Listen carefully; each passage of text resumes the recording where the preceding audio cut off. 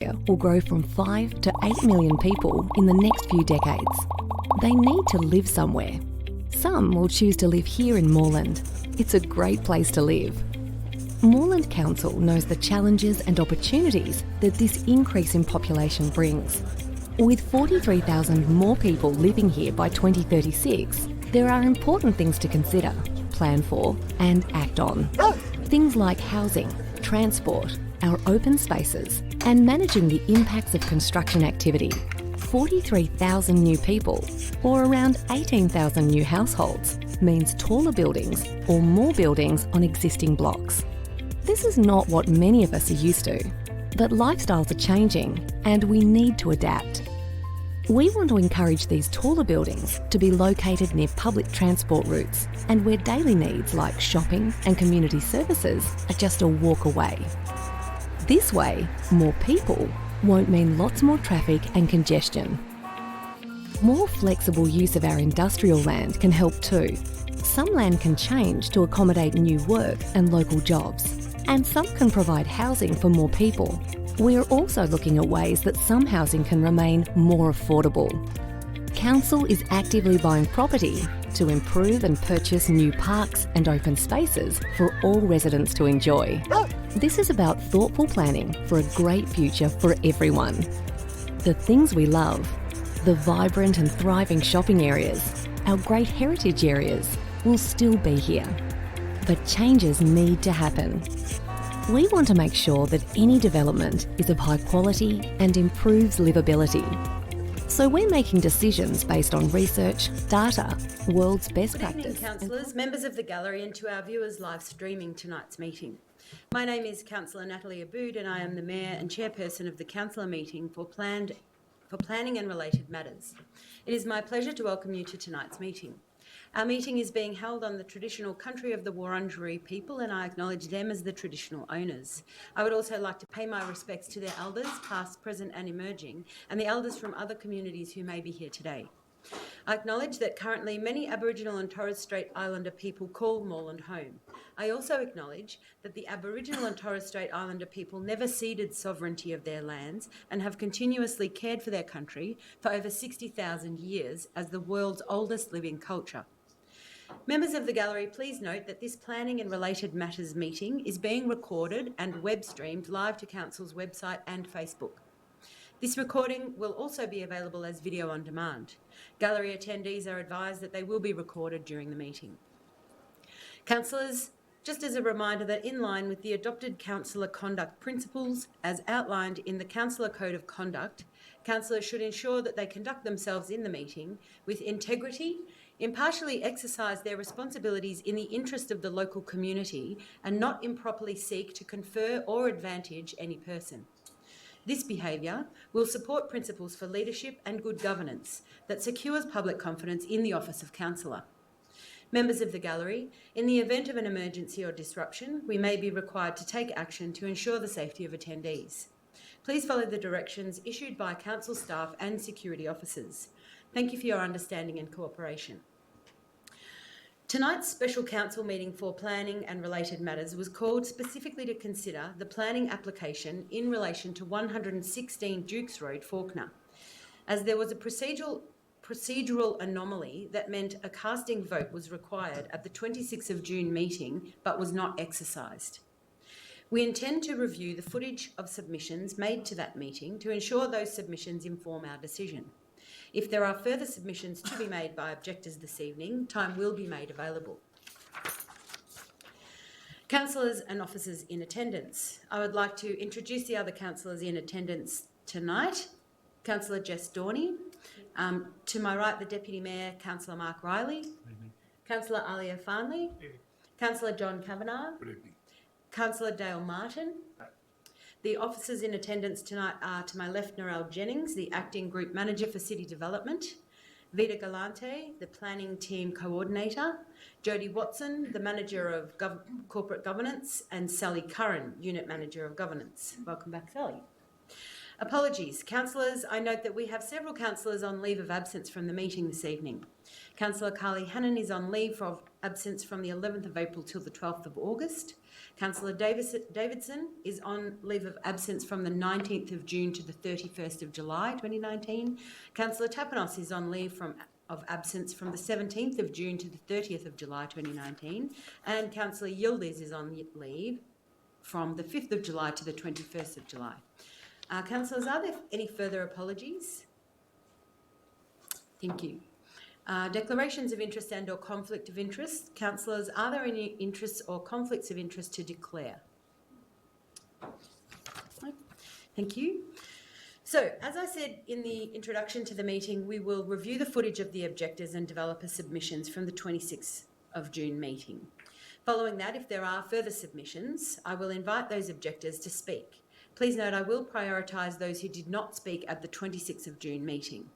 And I'd just like to note that we have had people that have indicated that they would like to speak this evening.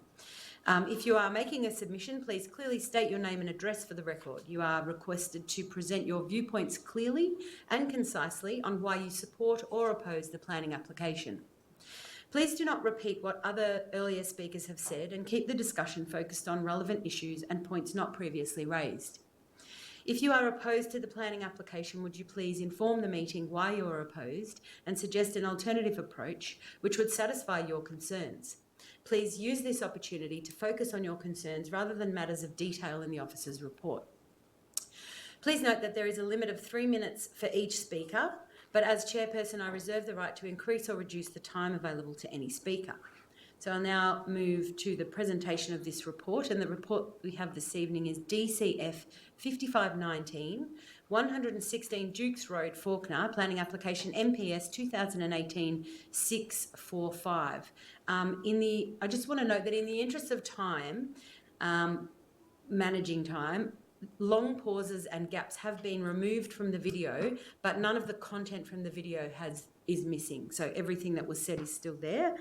So officers, if you could please now play the video from the 26th of June meeting. Thank you.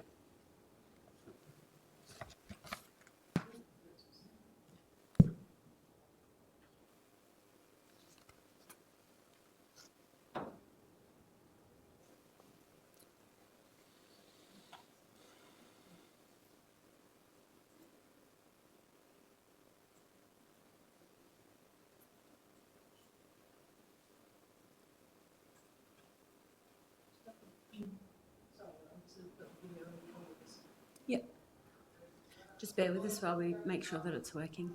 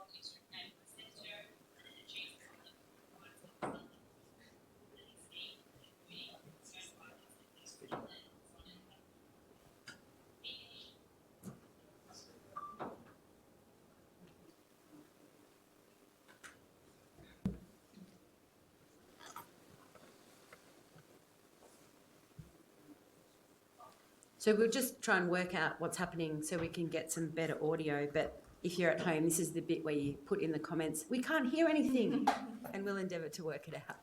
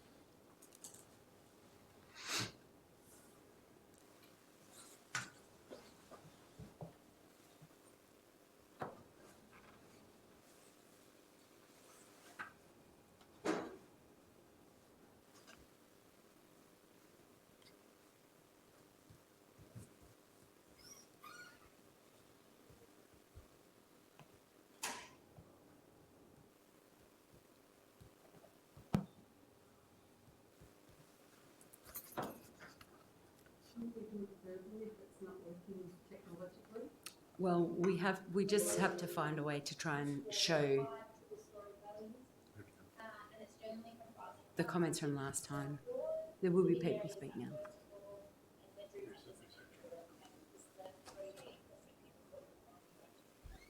In terms of consultation, the application attracted 31 objections, with the main issues raised being parking, traffic, and neighbourhood character.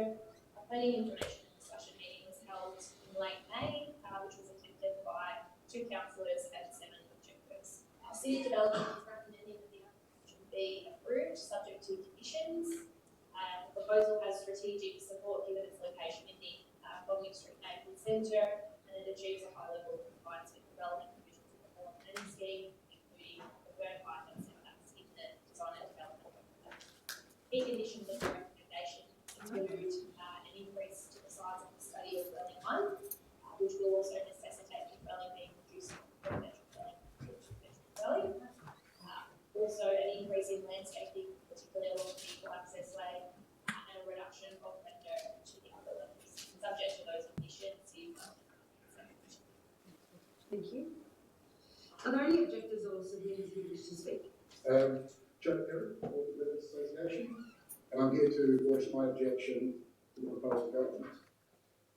First, the development is completely out of character with the suburb. The developer could have done much, much better by the future residents of 116 Jukes Road, the neighbours, the community council, and even the environment. What we have is a development that will diminish the quality of living of the neighbours and value of their properties. And because it's put the profit before people by squeezing in as many further tree rights as possible onto a single lot, it's done so with no regard to the livability and health-related outcomes. What does it say about the care factor of the development that doesn't even provide a visitor car park for the residents? With living areas located on Area 1 and above, for people with disability and mobility issues, there's nothing more than 116 Jukes Road. In the planning department's report, we predicted an additional 24 car movements along Jukes Road. In isolation, that doesn't sound like much at all. But it did reference the impact of additional cars from the 9 townhouses at 3, 5 and 7 Jukes Road, the 5 townhouses at 106 Jukes Road, or the 3-story development at 123 Jukes Road. Among the new failings, the development only provides for various car parking, and I have absolutely no doubt that the residents of 116 Jukes Road will park a minimum of 5 cars in the car park at the Bunbury Street Shopping Centre. So much for council's multi-million-dollar improvement of the shopping precinct. And then there's the noise factor, generated by 5 families living in close proximity to each other as they come and go day and night, and its impact on the residents themselves and the nearby neighbours. For the north, the fire air conditioners needed to cool the dwellings in summer, negating any runoff capture and greenhouse benefits. No doubt the developer in the physical project will say that it ticks all the boxes with respect to codes, rules and regulations, which unfortunately is no different than the argument used by cigarette companies in the gaming industry. So because this development is a care factor really for people with disability and mobility issues, or the social and community harm that this project is going to leave behind for buyers, neighbours and council to deal with, is for that reason that I oppose this objection, my objection. Thank you, Mr. Perry. Anyone else who would like to speak to this application? Look, I'm a resident of Jigsaw Felton, 120 Jigsaw Felton, and I've been living there 55 years. Could we have your name? Kamu Bahana, G-U-B-A-N. Thank you, Cameron. Okay? And I have seen a lot of changes there. By all means, please don't mind this happen. Please. Would you like you people have something next door to you? Pick the boxes. Consider that place. Thank you very much. Hello. Evening, councillors. My name is Jeremy Nash, and I'm from 32 Percy Street. And full disclosure, I live in a subdivided block. So we live in the back of the house. Someone built the house behind the house they were living in. It was built with code. A car could easily turn around forwards as it's meant to do. However, the neighborhood is a good friend of mine actually, drove a massive four-wheel drive, and there was no way he was going to be able to park behind his house in the car park that was approved, according to the specs that all planners, I would hope, would try to achieve. So just a few interesting facts about Faulkner, and this will tie into the cultural appeal of the neighborhood. We are a neighborhood. We have 3 religious centers. We have 2 private schools. We also have still there 471 staff. So in addition to increasing this density, we naturally have, in round figures, here at the private school, we've got 1,400 students. Not all of them are involved. Not all of them are walking. They're being driven in by their parents and they're being driven back out. 0.7% of all Faulkner residents, when the 2016 census, actually take the bus to work. So what this means is, even if half of those kids live in our neighborhood, and even if they carpool and they were responsible, there are an extra 200 cars coming in the morning, an extra 200 cars leaving in the afternoon. This is on top of the extra 2 cars per unit, statistically, that these developments are going to be putting on Juice Road. So you've got 4 or 5 developments, minimum 10 more cars, 10 more cars per, because we're talking 5 units. We're talking 40 cars with 1 off-street parking per. It just does not mesh with what Faulkner is all about. You've got 63% of adults, working adults, reliant on the car as their primary mode of transportation to get to work. As he said, it is eco-friendly, very public transport, it's all great. If you park from the park over, Faulkner just does not have the capacity to handle all of the traffic that's coming in from people who don't live there. They're welcome to come, but they don't live there, and those stats are not being taken into account when we're putting in 4 or 5 of these all-along buses in Stratford Road. So for that, that's why it actually gets the development. It is completely out of character for the area, not just visually, but it actually doesn't suit the demographic of the people who live in that community, so we should have a right to stop this from happening. Thank you, Jeremy. Are there any other speakers that? Good evening, councillors, and speakers having us. I live in the 624 Faulkner program. I'd like to object about this development for the following reasons, which mostly were covered from the previous speakers. This 3-story development is, to my mind, is out of character for the neighborhood there. Car parking is not enough, and no visitors parking as far as I know. We need to have more open space, and the traffic is going to happen and to bring, of course, that juice road, which is everyone will know. If you go to the council, that really is backing up very, very bad from Sydney Road. Overlooking, I think that will be addressed. I think here for those people, for the houses living on the left and the right side of the building, that will have to take into consideration. And back for the points the previous speakers made, and this is my points as well. Thanks very much. Thank you. I think there are no other speakers against, so I can now hear from the applicant or a representative of the applicant. Please come forward. Good evening, ladies and gentlemen. Thank you for the opportunity. My name is Luke Angie. I'm from Luke Angie Town Planning Services. I'm speaking on behalf of the developer. In relation to this particular proposal, we support the recommendation of council officers that have gone through quite an exhaustive process. The first thing that I'd like to talk about is in terms of the residential growth site, it only encompasses a very small area around the shopping centre. So in terms of the planning scheme encouraging biodiversity, the only real opportunity in this part of Faulkner to develop these types of buildings are in a small area that's around the shopping centre. And the majority of Faulkner is within a neighbourhood residential site, but it would be very little change, minimal change. And also within the general address zone, there is limited incremental change that can occur. So in terms of these types of buildings, they're very limited in terms of where they can be placed, and the plan provides that guidance. In terms of, there's two other examples that have been at 106 and 112 that have been approved. I've got plans here. They also include three-storey floors. Our properties within 5 properties of that, and in terms of the practice note, in terms of developing and making the site description plan, how it informs the design response.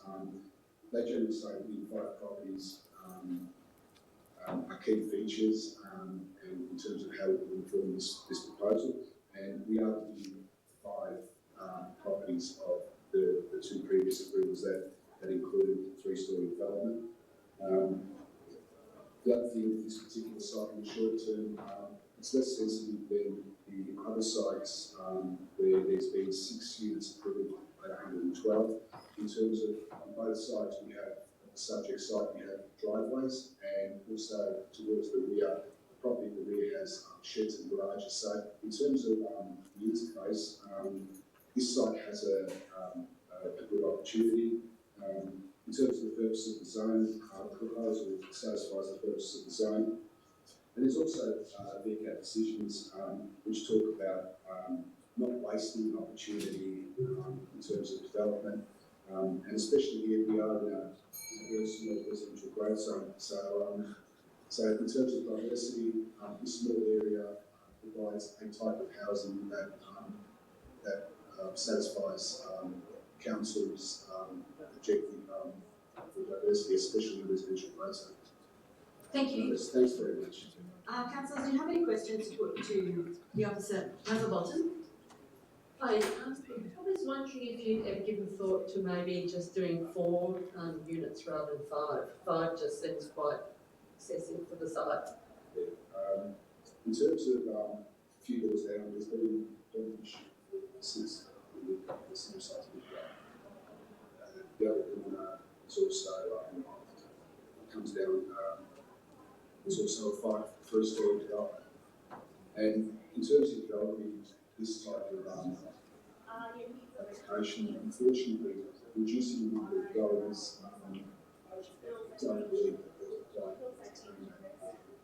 less the number of dwellings wouldn't be financially viable. But again, by in a residential growth zone, people may approve on the basis of that particular zone. And there are decisions that talk about not wasting an opportunity. There's one Tesla versus Merri-bek, and also McCall versus Donington Council. Both great decisions. Sorry, I'll just have to stop you because I think Councillor Bolton was just about whether the applicant had considered doing less, and I think we've seen that that is not the case. Are there any other questions from Councillors Ali-Family? Councillor Family, sorry. No worries.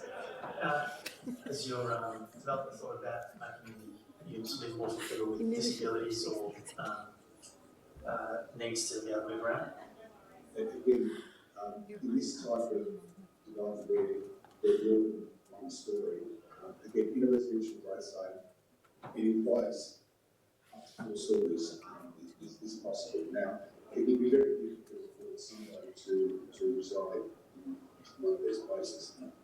But it all comes down to diversity.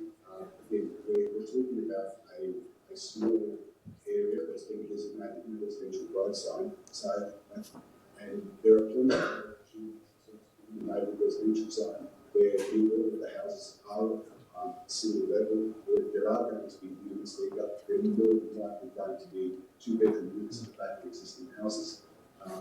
So, in terms of the surrounding area, there are opportunities for that. But this again provides housing for younger demographics, provides a different form of housing. So, now for me to say that this can be made accessible, I mean, it's not accessible, and there's no real requirement, especially in such a limited area. This provides that diversity. Thank you, Councillor Riley. Just in terms of some of the concerns that have been elicited tonight from the objectors, can you clarify the concerns or some of the concerns regarding overlooking. I didn't notice this in the report, but I'm just wondering what your perspective is on that. But again, in terms of overlooking, windows, clear windows will be at a sill height of 1.7. Again, permanent conditions can be imposed to require particular standards of res code being met. In terms of these elevations, the clear windows are at 1.7 sill height, so it's a window. Councillor Martin. Thanks for coming. I just want to ask what the expected NATHERS rating of the buildings are going to be. Sorry? The NATHERS rating of the buildings, so the thermal efficiency. Do you know it's going to be 6 stars, 6.5, 7? In the report, and there has been sustainability, especially sustainability officer has, and I'm pretty sure it's in the council plans as well.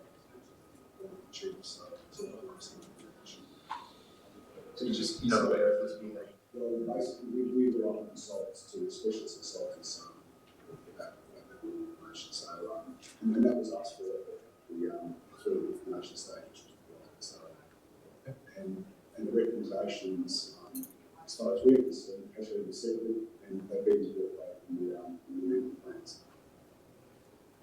Any other questions from councillors? I'm interested to know, even the state government is understanding the value of installing solar panels, and I noticed there's nothing to do with that on this particular site, and we're trying to think about the affordability of the type of people that will move into this, and you're talking about young families and that sort of thing, and the cost of living and electricity is going up, and et cetera, et cetera. I'm interested to know why there was no consideration for solar panels on the building, considering there will need to be however many air conditioners fitted to the building, this sort of thing. Again, that can easily be dealt with as a conditional permit, and I would rather something like solar boosted hot water. I think that's a very pragmatic solution. So I don't believe that there's any issue in terms of putting panels. The buildings, they lend themselves with they're able to be installed. So in terms of solar, I don't think that can develop a project like my government condition on top of what's already been recommended, probably solar panels. So, and based on the amount of new space that's coming. Thank you. Jess, councillor Green? Mine's just about the permeability of the site. I know that you're working, there's a condition in the report and there's a permit condition around looking at best practice with storm management. And there is quite a lot of impervious surface. I know that it is compliant, but there is quite a big driveway, and I'm just wondering about permeable surfaces as well as rainwater gardens. And I know it's kind of a balance of one or the other, but I'm just wondering if there's an option, like given the lower ESD of the building, are you considering potentially both? Like, or would you be open to a condition that looks at permeable road surface? I think pragmatic solution might be that at the moment we've got a driveway that's exposed out, but there is the possibility of putting concrete. So in terms of breaking up, and which would also visually help with break up sections of the common driveway to help sections that are filled with concrete and so we could consider additional permanent concrete being put as a condition. It's actually quite common now, especially with all these ESD requirements to actually it's becoming quite common. So the actual concrete itself is Thank you. Probably this is a question for officers, but I'm interested to know about the VCAT hearing for 106. Do we know, perhaps there were residents in the room that attended some objection to that case at VCAT, but I'm interested to know, do we know or can we share how much money was spent on objecting to that application at VCAT from council's perspective? Is it confidential information or do we not know? Or was it like officer time in kind or? Yeah, so I guess it will likely be officer time. Yeah.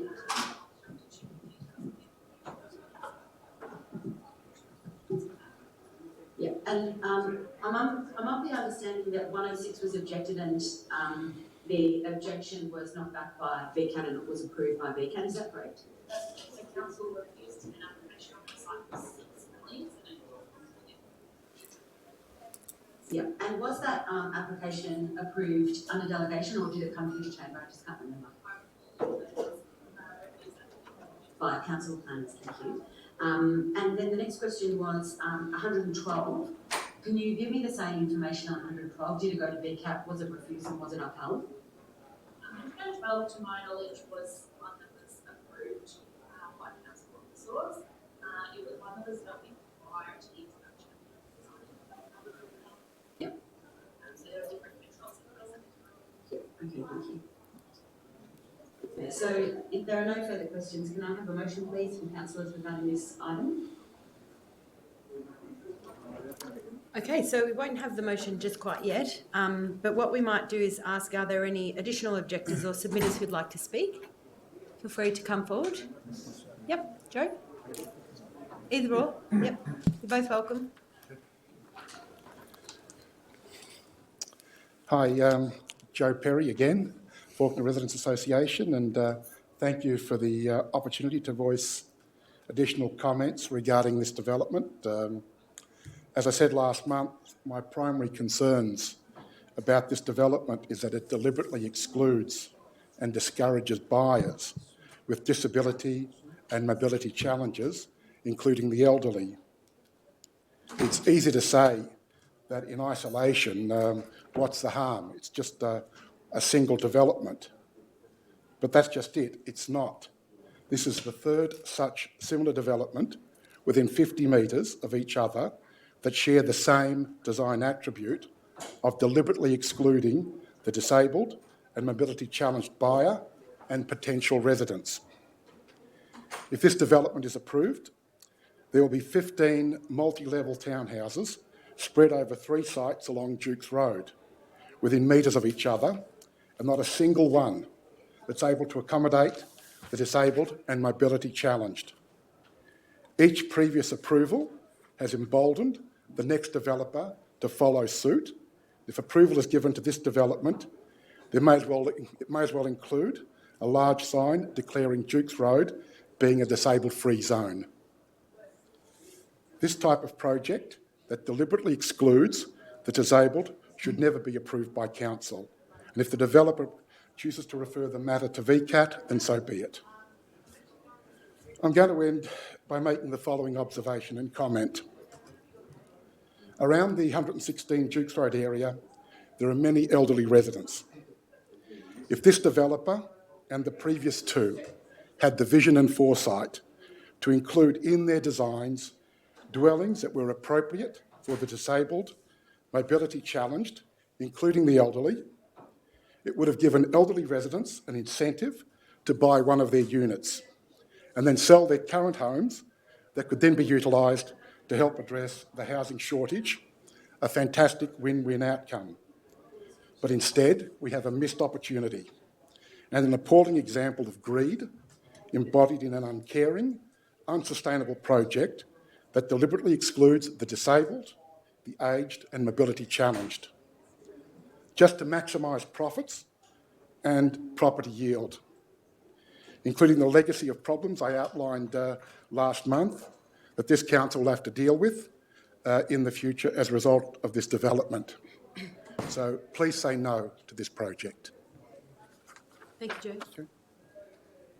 Carlo, would you like to? Good evening. I've got a few things to say. I hope you put in consideration before you decide to get this permit going. Elderly people living next door. At the moment, I live in 120 Dukes Road, and so far we can see the sunrise, the moon rising. From now on, if that building is going to be built, we'll be staring at brick walls. The traffic, as you know, is already chaotic in Dukes Road. And put another 6 or 12 cars in that dwelling there. It's not going to make it any easier. Please vote with your conscience before you do. And another thing too, I would like to point out, if the house, when it's going to be demolished, definitely be asbestos there, and you put that in consideration as well. Thank you very much. Thank you, Carlo. Are there any other submitters who would like to speak? Yep, come forward. Good evening. My name's Steve. I'm the designer from Composite Design and Drafting. There's been a lot of talk about the lack of disability access for elderly people. My father-in-law is a disabled person, and he would never consider buying a double story. So even if this development was to be refused based on what it is, if a two-story house goes there, a disabled person's still not going to buy it. Why would you have a house or property that you can't physically, get to parts of it? It's a pointless sort of thing to do. Everything that we've designed here is to comply with what the zoning allows. And also, as far as I understand, there were no objections to when the zoning was going to be introduced. It's not something that gets rushed through the public system or through government. New zoning, here it is, and that's it. I would have thought to a degree that the residents probably could have taken the zoning also to object to the zoning as before it even came in, and they did have the opportunity to do that because I know notices were given out. So yeah, look, that's just my bit. Thank you. Thank you. So, Steve, I'll take that as you've spoken as a representative of the applicant. Yes. Are there any other submitters who would like to speak to this application? So, councillors, do you have any questions to put to officers, the applicant, or any of the objectors? Councillor Farnley? Just wanted to clarify that question from Carlo. How would we deal with asbestos if that development were to go ahead? Just to give him some clarification. The removal of asbestos is dealt with through separate legislation, so WorkSafe and building permit requirements. That's during the building permit Yes. stage. Yep, demolition. Great. Are there any further questions? No. So, councillors, if there are no further questions, could I please have a motion? Councillor Martin. Thanks, and thank you to the residents for coming again tonight. I'm just as enthused as I was at the planning meeting, but I'd like to move the officer recommendation with 3 small changes, and that is the addition of solar, the permeable driveways, and then also the addition of modifying dwelling 5 to comply with the silver level of liberal housing design guidelines. And so if I have a seconder, I'll happily speak to it. Councillor Riley. So, as I stated last meeting, I know a lot of the residents, especially in the area concerned with traffic, we have a revised parking management policy in Moreland. If you do have traffic issues, you can come to us, we can enact that policy, we can resolve the parking issues. The fact that this building is in a residential growth zone, and the applicant did touch on it just a moment ago, it is likely that a lot of those dwellings that are in that growth zone will get a very similar treatment. They will all look somewhat like these dwellings that are going up at the moment. What we need to do as a council, and what we really want the residents to work with us, is improve elements of our planning scheme. And that is, so where we do have this density, which we've said that we want to build, we want to make a lot of the things that are optional at the moment, disability, high ESD, livability, design, we want to make a lot of those things mandatory. And in order to do that, we have to change the planning scheme. So while I'm not overly enthusiastic to move this report like I did at the planning meeting, I really ask all residents who are concerned with this type of development to work with us on improving the planning scheme, because that's where we're going to see the real changes in our city. And it's not by refusing this, going to VCAT, losing, and then also losing $20,000, $30,000, $40,000 worth of taxpayers' money. Thank you. Thank you, Councillor Martin. Councillor Riley is the seconder. Would you like to speak? Yes, just briefly. As I said last meeting, that this is barely acceptable. Unfortunately, that's the benchmark that we have to use. The points that have been made tonight were salient in terms of the disability access and the points, so I share those concerns. Unfortunately, as Councillor Martin's outlined, they're not provisions that we can actually enforce. We need to get the state government to either legislate and require them of the system. That would be really good. I'm happy to advocate with you around that because we need to improve the planning scheme, in my view. I've worked with many groups over the years to actually try and make houses livable for life, which would mean the kind of things that you've raised tonight, whether you're 1 year old or 100 years old or somewhere in between or older, you'd be able to live in the property. I don't accept the suggestion that two-storey buildings can't be visitable or livable on the ground floor. So I don't know which design school you went to, but I know from my understanding of the system that we often get surprised occasionally when somebody does come and gives us something that's way above what the planning scheme allows.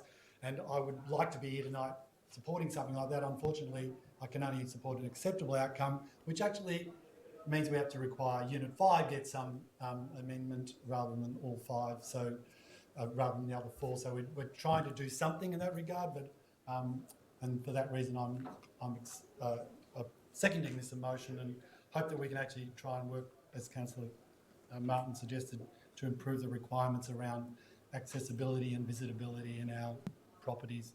Unfortunately, the zoning doesn't allow us to take any other recourse. Thanks. Thank you, Councillor Riley. Are there councillors that would like to speak against the motion? Councillor Bolton? Yes, I'm still opposed to this application for the same reasons that I opposed it at the last planning meeting. I think this is an overdevelopment for this site.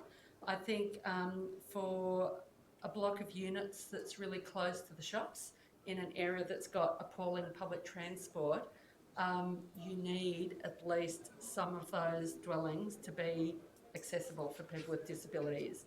I think it's not, it isn't, I think the applicant at the last planning meeting used the term that this is providing variety, and I certainly accept you need a variety of housing types, apartments and houses, I understand that, but this is not variety because surely you want some of the dwellings close to the shops to be accessible dwellings.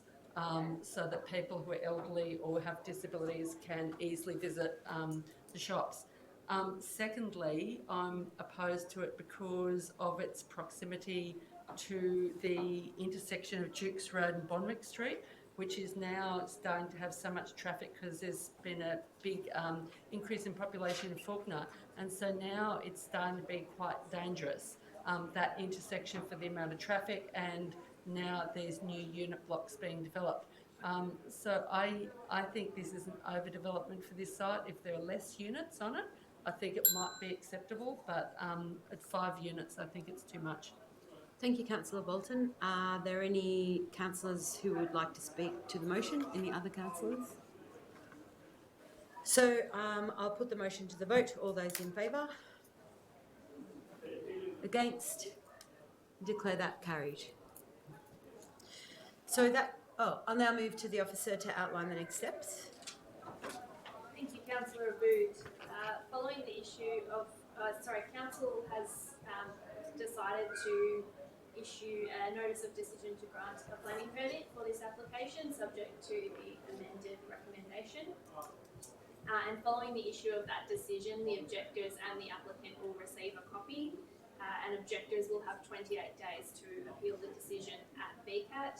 If no appeals received, planning permit will issue, and the applicant will then have a further 60 days to appeal any conditions. Thank you. Thank you. So that concludes the business for that we have this evening. Councillors, members of the gallery, and to our viewers live streaming at home, I declare the special council meeting for planning and related matters closed at 7:15 p.m. And we'll be back with you in a minute for the council meeting.